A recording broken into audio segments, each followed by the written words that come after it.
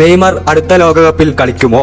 ഈ വർഷം ആഞ്ചലോട്ടി ഏറ്റവും കൂടുതൽ കേട്ട ചോദ്യം അതായിരിക്കും. ബ്രസീലിന്റെ ആരാധകർ മാത്രമല്ല, ഫുട്ബോളിനെ സ്നേഹിക്കുന്നവരുടെ ഒക്കെ ആഗ്രഹം നെയ്മർ വേൾഡ് കപ്പ് കളിക്കണം എന്ന് തന്നെയാണ്.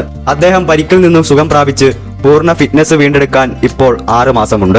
ബ്രസീലിലെ ചാമ്പ്യൻഷിപ്പ് അവസാനിക്കുമ്പോൾ അദ്ദേഹത്തിന് ഒരു അവധിക്കാലമുണ്ടാകും. തുടർന്ന് മത്സരം വീണ്ടും ആരംഭിക്കുമ്പോൾ അദ്ദേഹത്തിന് തന്റെ നിലവാരവും ശാരീരിക അവസ്ഥയും കാണിക്കാൻ അവസരമുണ്ട്. നെയ്മറിനെ കുറിച്ച് ഏറ്റവും ഒടുവിൽ ആഞ്ചലോട്ടി പറഞ്ഞതാണിത്.